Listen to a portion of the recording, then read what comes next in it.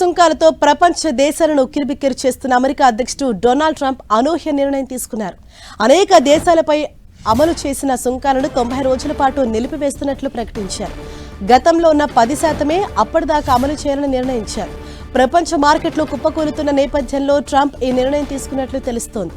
ఆ నిర్ణయం వెలువడిన వెంటనే అమెరికా మార్కెట్లు లాభాల్లోకి దూసుకెళ్లాయి.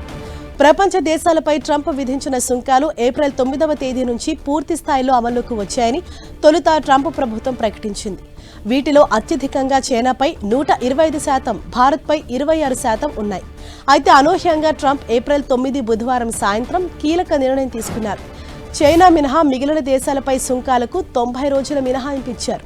75 దేశాలు అమెరికా ప్రతినిధులను సంప్రదించాయని, వాణిజ్య అడ్డంకులు, సుంకాలు, కరెన్సీ విలువలు మార్చడం వంటి వాటిపై చర్చలకు సిద్ధంగా ఉన్నామని ట్రంప్ తెలిపారు. అందుకే 90 రోజుల విరామం ప్రకటిస్తున్నానని చెప్పారు. అప్పటిదాకా 10% సుంకాలు అమల్లో ఉంటాయని ట్రంప్ తన సోషల్ మీడియాల ఖాతాలో ప్రకటించారు.